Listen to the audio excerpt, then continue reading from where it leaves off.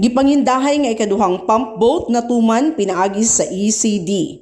ECD mao kini ang pintal nga nakatatak sa pump boat ni Lolita Silvano nga taga-poblasyon Daan Bantayan. Ang iyang pump boat bunga sa loan grant sa Land Bank of the Philippines pinaagi sa Enhanced Countryside Development o ECD program ni Gobernador Gwen Garcia.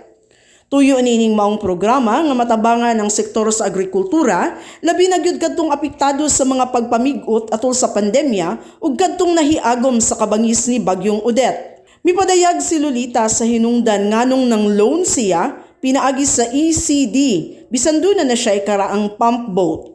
May laing extra nga kuan way of living ba gawa sa amo kanang existing para lang gyud nga mo uswag ang among panginabuhi. So nikuha mo yung aming loan ni yung kuan nga program ba. Iyang nasayra namang programa pinaagi sa Municipal Agriculturist's Office sa Daan Bantayan. Nag-fill up mi og form nya kuan mi nga rin sa taga-province kung okay ba o kanini ang validate mi nila kaluyan sa siguro sa Ginoo nga kuan aprobahan man so nakakuha mi ani nga loan. Niya pa nga ubos kaayo ang loan interest kay inay 5% ang tinuig nga bayranan kung regular nga loan nahimo na lang kining 1% nga mao gyud ang katuyuan sa ECD program. Nasulod sa kuan ATM ang na load siya May 4 130,000.